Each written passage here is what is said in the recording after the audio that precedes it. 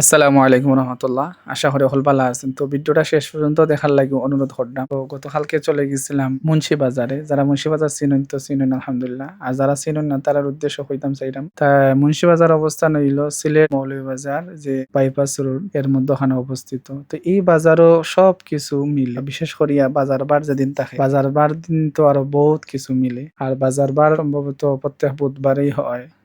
এই বাজার বারে অনেক মানুষও আগমন করে। তো আলহামদুলিল্লাহ আমি গেছিলাম কিছু জিনিস কিনার লাগি। তো ভাবলাম একটু ভিডিও করি আর আপনারা শেয়ার করি বাজারটা। আপনারা যারা মুন্সি বাজার গেছেন তারা জানেন এই মুন্সি বাজারও কিতা কিতা পাওয়া যায়। আর বুধবারে বাজার বার এত ভিড় হয়, মানে কিতা হইতাম অসম্ভব, অসংখ্য মানুষ আয় এই বাজার বারও বুধবারে বিশেষ করে। তো যাই হোক, যারা আমার ভিডিও দেখেন তারা অসংখ্য অসংখ্য ধন্যবাদ। আর বিশেষ করে অনুরোধ হইল আপনারা দেখার পরে একটা লাইক কমেন্ট করো বা শেয়ার করো। শেষের দিকে একটা হাদিস শুনাই আপনার। আন আবি হুরায়রা রাদিয়াল্লাহু তাআলা আনহু আনিন নবী সাল্লাল্লাহু আলাইহি ওয়াসাল্লাম قال আহাব্বুল বিলাদি ইলাল্লাহি মাসাজিদুহা ওয়া আবগাদুল বিলাদি ইলাল্লাহি আসওয়াকুহা।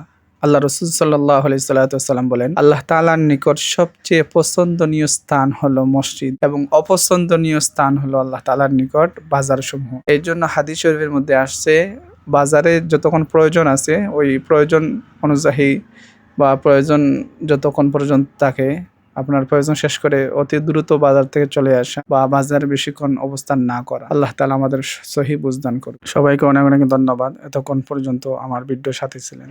আসসালাম।